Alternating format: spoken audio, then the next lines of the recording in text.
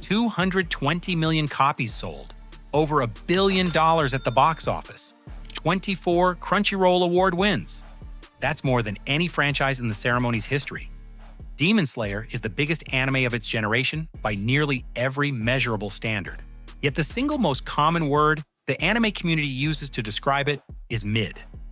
The same show that outsold nearly everything in manga history gets called overrated more often than any anime in the medium.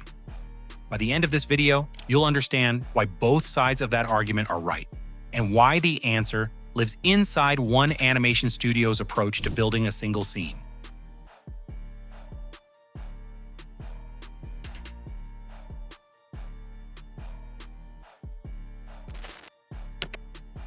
Come on, Nezuko!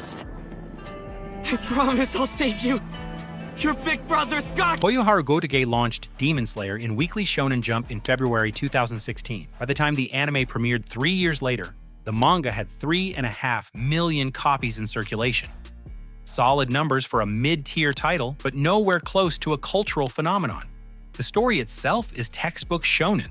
A boy's family is slaughtered, his sister is turned into a demon, and he sets out to reverse it. 205 chapters from start to finish, and critics had the talking points locked before the first episode even aired. Formulaic structure, thin characterization, and Tanjiro as the vanilla protagonist who's too earnest and too kind to anchor a serious story. But here's what the mid-crowd never wants to talk about. The emotional core actually lands.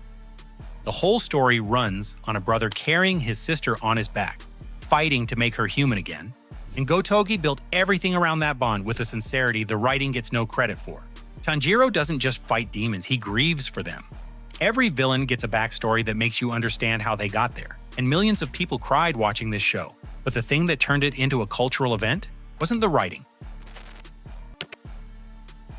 Truly, moving around freely in the Infinity Castle, really, moving around. So that's something I'm really looking forward to.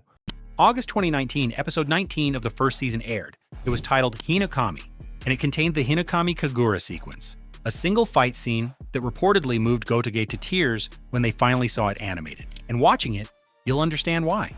Because what Ufotable, the studio adapting it, did to those manga pages wasn't just good animation. It was a fundamentally different vision of what anime production could look like. Now, most studios treat the final stage of production as a cleanup, but Ufotable treated it like it mattered just as much as the drawing, layering, lighting, effects, and atmosphere, until a weekly TV anime started looking like a feature film. And episode 19 was the moment most of the world noticed that gap. The sales confirmed it too. The first season's impact, supercharged by episode 19, multiplied the manga's circulation from 3.5 million copies at the April premiere to 25 million by December. And Demon Slayer shattered One Piece's 11-year reign as Japan's best-selling manga by the end of 2019. Within a year, all 22 volumes simultaneously occupied the top 22 spots on Japan's Oricon sales chart, something no title had ever done. Here's the thing that should sit with you. Ufotable didn't change the story, yet they made it look like it belonged alongside the best anime ever made. But the animation set a bar the writing was never going to match. And the bigger the show got, the louder the argument became.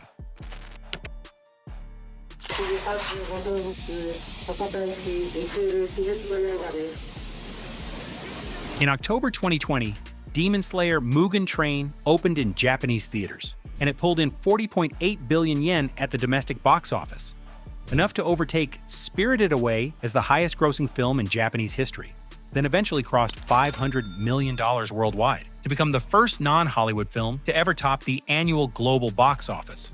It also happened during a pandemic, when most theaters worldwide were empty. And for isolated viewers, Mugen Train became the first communal experience they'd had in months. That timing deepened the attachment for fans, but handed critics a counter-argument. The numbers were circumstance, not merit. By 2021, Japanese business publication Toyo Keizai reported that Demon Slayer merchandise alone had generated roughly 900 billion yen, close to $8 billion. Meanwhile, the franchise's combined film revenue now sits above $1.3 billion, with Infinity Castle Part 1 alone crossing 800 million to become the highest-grossing anime film of all time. But numbers that big don't go unquestioned. and every single one came with a counter-narrative attached. Mugen Train got a 97% on Rotten Tomatoes, while a 72 on Metacritic. IGN scored it 7 out of 10, praising the visuals while noting the climax stumbled. And the critical consensus hardened into a line the industry would repeat for years: technically brilliant, narratively conventional. Then the Crunchyroll Awards made it worse. In 2020, Demon Slayer won Anime of the Year over Vinland Saga and Mob Psycho 102, but prominent anime YouTubers publicly called it a robbery. A few years later, a 6-award sweep in 2023 drew explicit accusations of voter bias. By 2024, it took Best Animation for a third consecutive year, while losing Anime of the Year to Jujutsu Kaisen. Now, those results never just stayed on broadcast. They bled into Discord servers, Reddit threads, and anime Twitter within minutes. Streamers caught heat for calling the show bad, while fans got mocked for calling it great. Your stance on Demon Slayer stopped being an opinion and started functioning as a tribal marker. If you loved it, you were a casual who confused pretty colors with quality. But if you hated it, you were an elitist who couldn't let people enjoy things. And both camps treated the other like they were watching it wrong. Think about what that pattern actually means. Year after year, the awards kept telling you exactly what Demon Slayer was: the best animated show in the room, but rarely the best written. Yet the fandom couldn't process both of those being true at the same time. So the whole debate just locked into place, and Mid-Slayer stopped being a punchline and became a position. The most damning evidence, though, didn't come from the arguments, it came from the scores. 世界のアニメーション作品が 3DCG へと移行する中で Ufotable のアニメーションは線を引き続けています。全てのフレームを一から描き続ける圧倒的非効率。Ufotable 代表で総監督の近藤は、その絵描きにしか描けないものがある。その絵描きもその時でしかその絵が描けない。MyAnimeList isn't a perfect metric, but it's the closest thing the anime community has to a public consensus. And the trajectory it tracked for Demon Slayer tells the story better than any video essay could. Season 1 landed at an 8.41 across more than 2 million users, which is strong and respectable. Meanwhile, Mugen Train climbed slightly to 8.53. And then the Entertainment District arc hit 8.70, the franchise peak. Even the doubters couldn't argue with it because Tengen Uzui's fights felt like movie-quality animation delivered on a weekly schedule. And for the first time, the emotional payoff actually matched the spectacle. Then came the softening. The Swordsmith Village arc dropped to 8.15, and the blend of CGI and traditional animation that Ufotable had always used as a foundation started showing through the paint. And the fans who'd once defended every frame began comparing shots to mobile game cutscenes. The Hashira training arc fell further to 8.01, the lowest score in the franchise's history. And while the Infinity Castle film rebounded to 8.67, the trend line had already confirmed what the discourse had been arguing for 5 years. For context, Frieren and Fullmetal Alchemist Brotherhood both sit between 9.3 and 9.4. Meanwhile, every single Demon Slayer entry falls below 8.8, and that gap tells you everything. That you can be the biggest anime in the world and still never crack the tier the community reserves for its actual greats, and the way the manga itself ended had already made the case harder to defend. Gotouge wrapped the series back in May 2020 after just 205 chapters, a strikingly short run for a title at this level of commercial dominance. For comparison, Naruto ran 700 chapters, while Bleach ran 686. Still, even the final 20 of Demon Slayer felt compressed in ways that mattered. Character arcs were left incomplete, key villain backstories got relegated to a separate fan book instead of the actual story, and Gotouge stepped away from public life entirely after the series ended. Rumors circulated about the reasons, though none were ever confirmed. But what is confirmed is that the ending didn't give defenders the ammunition they needed to close the debate. Professional critics had been saying the same thing since episode 1.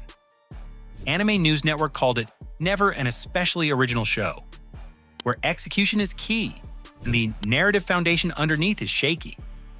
Even the episode 19 review paired absolutely incredible animation with feeling slightly underwhelmed by the writing. The love and the criticism were never contradictions. They were just observations about different halves of the same show.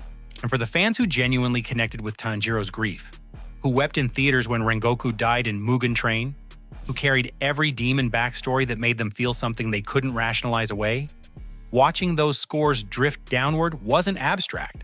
It was the slow, public confirmation that the story they loved would never be called great by the part of the community that claims to define what greatness means. The emotion was real, but the writing that carried it just wasn't airtight enough to win the argument. There's an unspoken understanding between us and these phenomenal nominees for Anime of the Year. It's like a creative contract. The creators trust us to step into the artistic, fantastical worlds, to accept all the rules and go along for the wild ride. And in return, we trust them to make it all worth it, to take us places beyond our wildest imaginations. Here's the detail that captures it all. Demon Slayer holds 24 Crunchyroll Franchise Award wins, more than any anime in the ceremony's history, 24. Yet it has won Anime of the Year only once, Best Animation, for 4 years running, Best Director, Best Action, Best Fantasy. Every category that measures what Ufotable does, Demon Slayer wins. But the one category that measures the story? It almost always loses. Even the voters can feel the gap. They just can't name it. Ufotable didn't ruin Demon Slayer, but the argument did. Because nobody's talking about how Tanjiro was carrying his sister anymore. They're talking about whether it deserves its numbers. So Demon Slayer stopped being something you watch and became something you defend or attack. And that might be the saddest part of it all. Demon Slayer is the best produced shonen anime ever made, wrapped around a story that was never trying to be the best written. That's the whole conflict. The fans who love it are responding to something real, but the people calling it mid are responding to something real too. The difference is that one side is watching for how a show makes them feel, while the other is grading the scaffolding underneath.